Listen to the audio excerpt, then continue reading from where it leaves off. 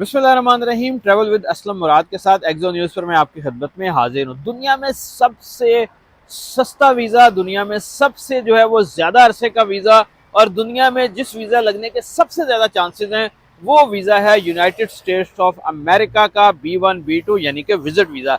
ये एक ऐसा वीज़ा है, अगर आप यूके का विजिट वीज़ा अप्लाई करते हैं तो आपको सिर्फ 6 माह का इब्तदाई तौर पर वीज़ा दिया जाता है। अगर आप शेंजन के किसी कंट्री का भी वीज़ा अप्लाई करते हैं तो जिन दिनों में आपने ट्रेवल करना है सिर्फ उन दिनों को आपका वीज़ा दिया जाता है। लेकिन आप अमेरिका एक ऐसा कंट्री है कि जिसका अगर आप B1 B2 visit visa apply करें तो ना सिर्फ कि ये 5 साल का आपको विजिट वीज़ा देता है बल्कि इसके लिए डॉक्यूमेंटेशन भी ना होने के बराबर है। वो कैसे, मैं आज की इस वीडियो में आपको इंटरव्यू का तरीक़ेकार, फॉर्म फिल करने का तरीक़ेकार, सब कुछ जो है वो आपको बताऊंगा। और कोशिश कीजिएगा कि इसको जो है वो इम्प्लीमेंट ज़रूर करें, क्योंकि ये वीज़ा जो है इसमें सक्सेस रेशियो भी बहुत ज़्यादा होती है। सिर्फ आपने इंटरव्यू करने वाले को मुतमईन करना होता है।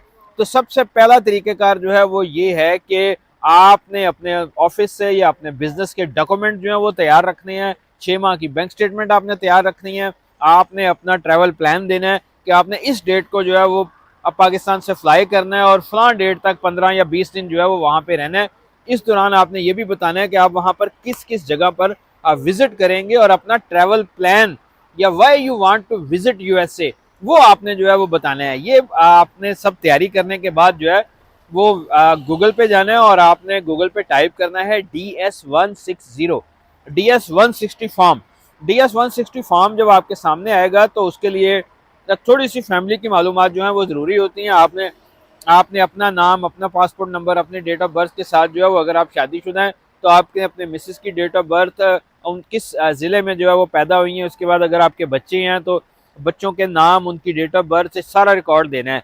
फिर एप्लीकेंट जो है, मसलन अगर आप अपना फॉर्म फिल कर रहे हैं तो आपने बताना है कि आपकी आपके वालिद जो हैं उनका नाम, उनका आईडी कार्ड नंबर या पासपोर्ट नंबर और उनका जो है वो डेट ऑफ बर्थ क्या है, आपकी वालदा की इसी तरह डेट ऑफ बर्थ और ये तमाम चीज़ें क्या हैं। इसके साथ साथ आपने जो है वो लाजमी तौर पर बताना है कि ये अगर हो जाए तो आपने अपने मिसिस का भी नाम, उनकी वल्दियत और ये उनके जो है वो पेरेंट्स का नाम, ये भी सब कुछ जो है वो बताना ज़रूरी है। फिर आपके क्वालिफिकेशंस का कॉलम आता है। आपने जितनी स्टडी की है, क्या स्टडी की है, किस ईयर में की है आपने, वो भी आपने पैरावाइज जो है वो सारा कुछ बताना होता है। अगर आपकी जो है वो आपके बच्चे हैं वो क्या कर रहे हैं ये भी बताना है। लेकिन अमेरिका का वीज़ा सबसे ज़्यादा जो बेस करता है वो आपकी जो है वो ख़ास तौर पर अगर पाकिस्तान देखें तो बैंक स्टेटमेंट वो खुद ही चेक कर लेते हैं, आपका बैकग्राउंड वो खुद ही चेक कर लेते हैं, आपकी पुलिस क्लियरेंस वो खुद ही चेक कर लेते हैं, हर चीज़ वो खुद ही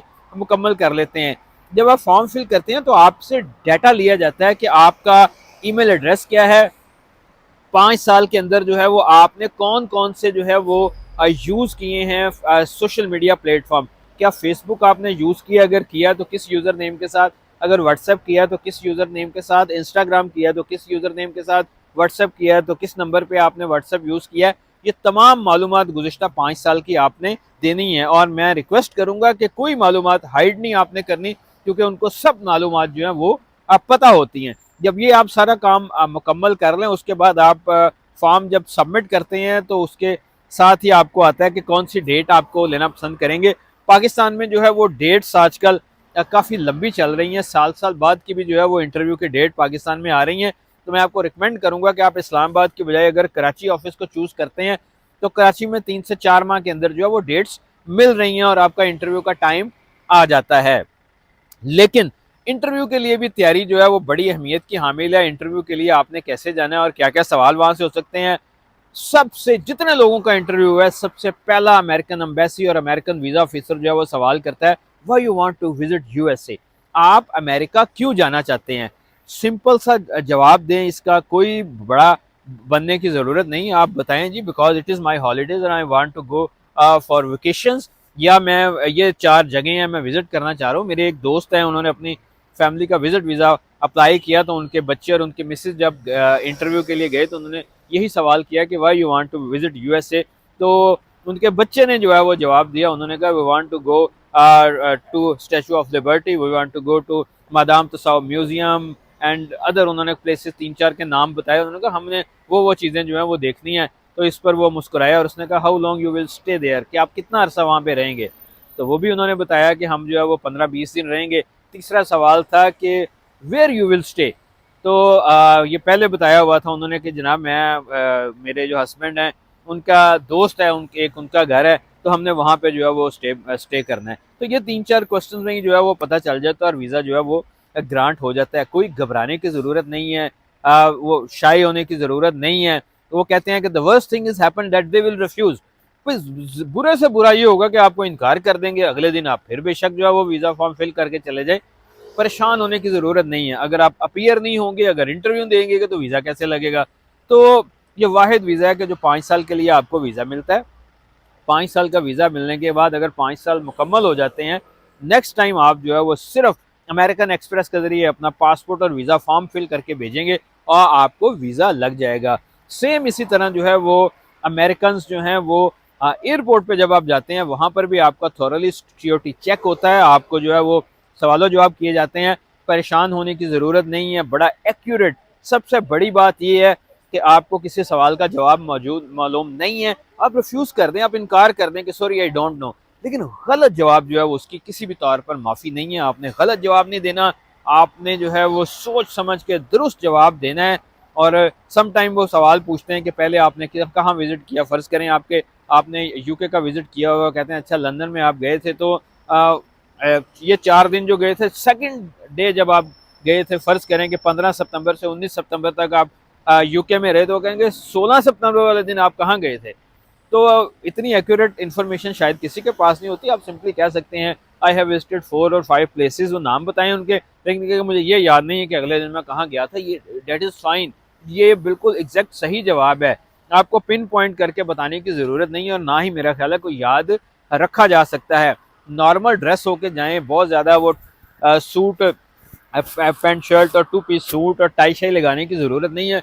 नेचुरल रुक दें, जो आप नेचुरली हैं, जिस तरह नेचुरली बोलते हैं वही आप उस तरह जाएं। प्रिटेंड करने की भी ज़रूरत नहीं है, क्योंकि आपके लिए जो है वो वहाँ पर प्रॉब्लम होएगी। आप जब अंदर इंटरव्यू वाले हॉल में जाते हैं तो वहीं से आपको वो वॉच करना शुरू कर देते हैं।